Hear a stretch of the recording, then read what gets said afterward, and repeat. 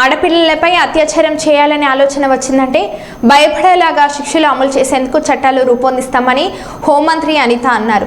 గంజాయి కల్తీ మద్యానికి బానిసలై వావి వరుసలు మర్చిపోతున్నారు. ఫోన్ను సైట్లు కూడా మైనర్లను చెడుదోవ పట్టిస్తున్నాయి. పిల్లలకు ఫోన్లు ఇచ్చే ముందు తల్లిదండ్రులు జాగ్రత్త పడాలి. స్కూళ్లలో విద్యార్థులు వాటిపై అవగాహన కల్పించాలి అని మంత్రి సూచించారు.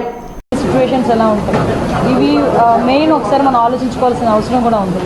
ఎందుకంటే ఈ మధ్యకాలంలో మీరు జరుగుతున్న మొన్న ముచ్చుమర్రి ఇష్యూ మనకి అందరికీ తెలుసు. నంద్యాల జిల్లాలోని ముచ్చుమర్రిలోని ఒక చిన్న పాప 9 years బేబీ అమ్మాయి అత్యాచారానికి గురయ్యి అమ్మాయి హత్యకి గురయ్యింది. ఇప్పటికీ కూడా అంటే బాడీ కూడా ట్రేస్ అవుట్ అయ్యే పరిస్థితి కూడా కనిపించలేదు. సో ఇటువంటి సిచ్యువేషన్స్లోని మాట్లాడేటప్పుడు కూడా చాలా క్లియర్గా ఇటువంటి సంఘటనలు ఎందుకు జరుగుతున్నాయి. ఇది ఒక ఎత్తు అయితే నిన్ననే మనం చూసాం ఒక 6 నెలల పసికందు నిజంగా వాడిని రాక్షసుడు అనాలో వాడిని ఏమనాలో కూడా అర్థం కాని పరిస్థితి ఉంది. అటు ఒక చిన్నతాత వరుస అయిన వ్యక్తి ఆ అమ్మాయిని అబ్యూస్ చేయడం, 6 నెలల పసికందు మీద కూడా అత్యాచారానికి ఒడిగొట్టడం నిజంగా చూస్తూ ఉంటే కొన్ని సిచ్యువేషన్ అతని సిచ్యువేషన్ కూడా మేము అక్కడ ఎస్పీ గారిని కూడా నాకు తెలిసిన వెంటనే నేను ఎస్పీ గారితో మాట్లాడడం జరిగింది. ఎస్పీ గారు చెప్పడం కూడా ఏంటంటే కంప్లీట్గా తాగిన మైకంలో ఎంత తాగాడంటే ఈవెన్ పోలీస్ స్టేషన్కి తీసుకొచ్చిన తర్వాత కూడా అతనికి తెలివి రాలేదు. అప్పటికి కూడా అదే మైకంలో ఉన్నాడు. అలాంటి మైకంలో ఆ పిల్లని చిన్న పసికొందిని అత్యాచారం చేసిన సంఘటన కానీ ఇవన్నీ చూస్తూ ఉంటే చంద్రబాబు నాయుడు గారు నిజంగా స్టార్టింగ్ ఇవే టాపిక్స్ ఎత్తుకున్నారు.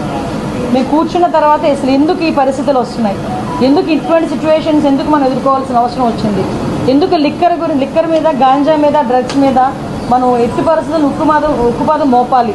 ఈ గంజాయి మత్తులోని కానీ డ్రగ్స్ మత్తులోని కానీ ఈ మద్యం మత్తులోని కానీ వీళ్ళు చేసిన అరాచకాలు చూస్తూ ఉంటే ఎక్కడో ఒకటి వీళ్ళకి ఫుడ్ స్టాప్ పడాలి అనే ఉద్దేశంతో ఎస్పెషల్లీ ఈ 2 కేసుల విషయంలో మనకి విజయనగరం జిల్లాలోని రామభద్రాపురం మండలం జీడిక వలసలోని జరిగిన 5 నెలల పసికందు మీద జరిగిన అత్యాచారం కానీ ఇప్పుడు ఈ మచ్చుమరిలోని అమ్మాయి హత్య విషయంలోని కానీ చాలా సీరియస్గా స్పందించి గౌరవ ముఖ్యమంత్రి గారు ఈ 2 ఇష్యూస్కి కూడా ఒక స్పెషల్ కోర్టును కూడా ఇమీడియట్గా ఏర్పాటు చేసి ఆ స్పెషల్ కోర్టు ద్వారా అతి తొందరగా నిందితులు ఎవరైతే ఉన్నారో వాళ్ళకి శిక్ష పడే విధంగా చేయడానికి ఆదేశాలు కూడా జారీ చేయడం జరిగింది.